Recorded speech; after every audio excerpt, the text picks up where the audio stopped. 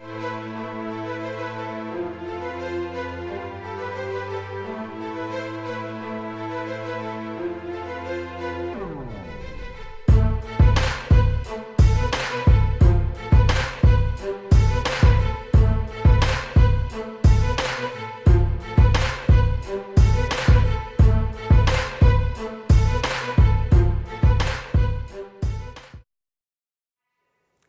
left the practice of law almost 9 years ago, and I can still remember the point that crystallized my growing dissatisfaction with my law practice.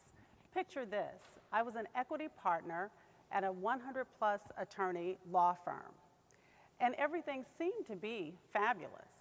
I had a fabulous office with a great, fabulous view in a downtown office location.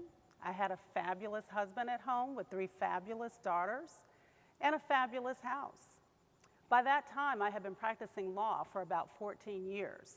But what wasn't so fabulous was the knot that I had in my stomach every time I came to work. That feeling of growing dissatisfaction, of arguing senselessly with other lawyers. And I knew that I had to go down a different path, even though the path that I was on appeared to be very successful. Most people think that success is a straight arrow, that you get your degree, that you start at one point and you go into your career and you get to the top. But success is really not like that. It's like the other arrow. It's very messy, and it can take you multiple paths and in different directions to get where you want to be. I took the time to get in tune with the skills and the competencies that I wanted in my next position, rather than focusing on the position itself. And what I knew is that I had a great sense of empathy for others, and I had an opportunity and wanted to motivate others to succeed. I spent almost 4 years as the Director of Strategic Initiatives at an AmLaw 100 firm, where I was responsible for the diversity and inclusion policies, initiatives, and procedures for 7 domestic offices and 2 international offices, and where my professional development programs were ultimately emulated for all the other attorneys at the firm. I was recruited by my current firm, Ogletree Deakins, almost 5 years ago, and now I have formal responsibility for both the talent management and the diversity and inclusion opportunities at the firm. I am responsible for about 750 lawyers in 49 offices in 5 countries across the world.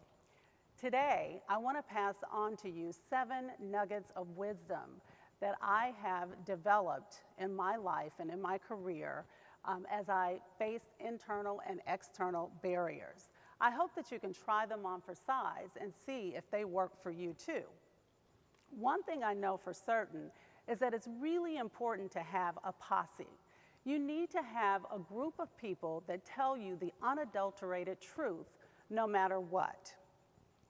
I was at a conference recently when I heard a great analogy, one that invoked an image of Muhammad Ali. And it really resonates with me today, given the death of Muhammad Ali recently. And what that analogy was when Muhammad Ali goes into the ring, he has 3 people in his corner at all times. He has his cut guy, the guy who fixes him up and bandages the cuts and the bruises on his face. He had his encourager, the person who motivated him and encouraged him to get back out there in that ring. And he also had his manager, the person who told him what he needed to do differently to win that fight, or what he needed to do better. My question for you today is, do you have your cut guy? Do you have your encourager? Do you have your manager? Everybody needs a tribe of people that have their back. And I hope that you have a posse yourself. For me, I have a posse. It's a group of African-American women. We call ourselves the Pearls Noir. We meet annually in January, and we also get together in monthly conference calls. The majority of us are African-American attorneys. 2 of us are general counsels, and we talk about everything as varied as criticizing our resumes. We talk about workplace flexibility. We talk about branding and marketing ourselves. I think that everyone needs a posse like the Pearls. My second nugget of wisdom to share with you today is to build strong workplace relationships early and often. This was something that I experienced very early on in my career as a lawyer. In fact, I had passed the bar and had started with a medium-sized regional firm of about 300 lawyers. And the offices were undergoing renovation. They didn't have offices for any of the 9 of us. And so they divided us into 3 conference rooms, 3 each in a conference room. We all had our own desk, our own telephones, and our own chairs. What I noticed, though, from the first day of employment was that my 2 white male colleagues who I shared my office with or my conference room with, they were getting the kinds of informal learning opportunities that I could only dream about. People were coming into the conference room, they were taking them out to depositions, they were taking them out to court appearances, they were meeting with clients, they were doing all kinds of things. And I didn't assume that this had anything to do with my race or my sex. What I assumed it had to do with was the fact that they were litigation attorneys and I was a labor and employment lawyer. But what it made me realize is that shared affinity breeds familiarity and comfort. When people are comfortable with each other, they pass along professional development opportunities than they do with folks that they're not necessarily comfortable with. So that made me reach out to other partners in my firm and ask for the same kinds of experiences. And guess what? I got those experiences. What else I learned from that experience is that you really do, at times, have to affirmatively seek the experiences that you want to learn and grow. And you have to affirmatively build relationships with people, even if it's uncomfortable for you. You can't be afraid to ask for what you want, because if you don't, it won't happen many times. My third nugget of wisdom is to be agile and to realize when you need to move forward from an opportunity. And this came early in my practice as well. I remember passing the bar, graduating from Tulane Law School, passing the bar, and I had done immigration clinic at Tulane Law School, and I was so proud of that. And I was happy to have found a firm in the Midwest that also did immigration law. The problem was that the partner that I was working for did not do political asylum cases as I had done at the clinic. Instead, that partner focused on business immigration. I was completely bored. The work was mundane. The work had a lot of paperwork, and I started to make sloppy mistakes. It was clear that the partner didn't trust my work, and quite frankly, she had a right not to trust my work because I was bored to tears. So the lesson that I learned from that was many times you have to engage and get into a field, a practice of law that you have an interest in. What I did was, in interacting with that partner, I was starting to second guess myself. I started to doubt myself, and I started to question whether or not I even should have gone to law school. Now that I have perspective, I realize that you can learn something from even horrible experiences. Nelson Mandela says, "I never lose, I either win or I learn."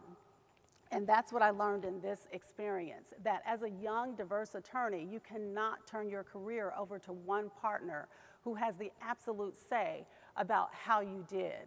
And so I learned to seek experiences and opportunities from a myriad number of other partners so that I would have as great of a shot of making partner as possible. After surmising that situation, I did what I needed to do and I moved on. I had been a teacher before law school for 2 years, so I reached out to the education and school law practice group. I started practicing in that group, and right away I was given trial experience. Right away I was given the opportunity to take depositions, and I was given the opportunity to work with clients. I absolutely loved it. I became a top performer. They even gave me the opportunity to recruit other lawyers, and I had the opportunity to mentor other lawyers as well. I enjoyed my work because I found it to be very meaningful. This brings me to my fourth nugget of wisdom, which is don't let fear hold you back. I gave birth to my first 2 daughters during those first 4 years of practice with that firm. During my 5th year, I remember being called by a recruiter at an AmLaw 100 firm. They were looking for Spanish-speaking lawyers to handle litigation in Latin America where their clients have been sued. I spoke Spanish at the time, and had studied abroad in Mexico and Spain. So the prospect of being able to use my Spanish-speaking skills and practice law was just a wonderful prospect to me. I interviewed in Spanish for the position, and I got the position. I remember being very excited and going back to my current mentor at my current firm and saying that I was going to take this position. And the first thing he said to me was, "How are you going to take a position like that with 2 young babies under the age of 2?" And to be honest, I didn't know how I was going to do it. I just knew that I wanted to do it. And I'm so glad that I didn't let fear hold me back, because I actually took that position.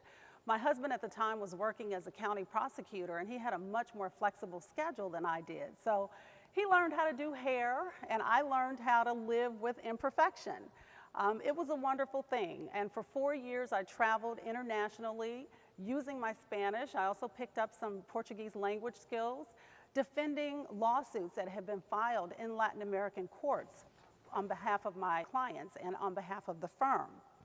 And not one person in this new position asked me, "How are you going to do this with 2 babies under the age of 2?" Instead, they gave me complete professional autonomy and complete discretion. They trusted me. Again, I was a top performer. When our international work wound down, I transitioned to an counsel position in that same firm, and I had my 3rd child. Soon after returning from maternity leave, though, I received a call from a lady that I had practiced with before. She wanted me to come and join her regional law firm and help with the education and school law group. After talking to several people, they said, "You'd be crazy to leave an AmLaw 100 firm and go to a smaller regional law firm." But I'm so glad that I defined success on my own terms, because for me, I went to that firm and I was the first reduced hours partner, equity partner, and I also was able to be partner in that firm, whereas the firm that I had come from did not have a way to make partner and be a reduced hours attorney. So I ended up being one of 2 African-American lawyers, partners at that firm. I felt, quite frankly, like a superhero. I was working my butt off, and I enjoyed every minute of it. It was there that I learned to run a practice group. It was there that I learned to train and develop younger lawyers. And it was there that I learned to make rain. As a senior female lawyer, I was especially cognizant of my role to mentor and to develop younger lawyers that were coming up the ranks behind me. And after a while, I found that I really had more passion for mentoring and sponsoring younger women lawyers than for actually practicing law. But that would mean that I would have to confront my fear of leaving the practice of law. And I was afraid that others would think that I wasn't good enough or that I wasn't talented enough, and that's why I didn't cut it and I had to leave the practice of law. But in my mind, it wouldn't be a waste of my law degree if I could help others who were still passionate about practicing law actually succeed in the practice, since I knew what it took to be successful. So I've spent the last 9 years as the Director of Professional Development and Inclusion at Ogletree Deakins Law Firm. I'm teaching my lawyers to be culturally competent, because cultural competence is a skill that's needed in a global marketplace today. This brings me to my 6th nugget of wisdom. Find and use your authentic voice to bring opportunities to others. Even though the career that I'm in now is just as fast-paced as the practice of law, I'm ultimately happier. I have an opportunity to use my authentic voice to impact the careers of minorities and women every single day. And my legal skills have proved to be invaluable. I'm often challenging the status quo delicately and strategically. Recently, I remember watching Melody Hobson in a TED Talk, and one of the things that she talked about was advocating to challenge the status quo. In fact, she stated that people are more successful if they use their uniqueness and speak out and not just try to fit in. According to Melody, it's okay to be unapologetically Black. It's okay to be unapologetically a woman. That statement really resonates with me because I found that the better that I can be and more truthful with myself, I can allow other people to be as truthful with themselves. Melody encourages us to sponsor and mentor other people outside the room. She asks us to look when you get into a room, a courtroom or a boardroom, who's missing from the table? Is everybody a white male? And if so, what can you do to impact that and to make a difference? My final nugget of wisdom is to check in with yourself and make sure that you're living a life that is purposeful and meaningful. One of the things my parents have always cultivated in me is a mindset of positivity, persistence, and purpose grounded in a deep spirituality. I lean on my faith when I am confronted with difficult people and difficult situations, and I don't rely on my workplace as my singular source of sustenance. In fact, my family is my sustenance. I've also stayed involved and active with my community. I currently am the board president of my daughter's high school. I also chair the diversity committee of my youngest daughter's grade school, and I was recently asked to join the board of trustees of my college alma mater. It is my hope that some of the nuggets of wisdom that I've shared with you today will help you and can work for you. I encourage you to build your own posse, to draw on your own relationships, to reflect and explore whether or not you need to move on, and to find your own unique voice while defining success for yourself. It worked for me, and I hope it can work for you too. Thank you.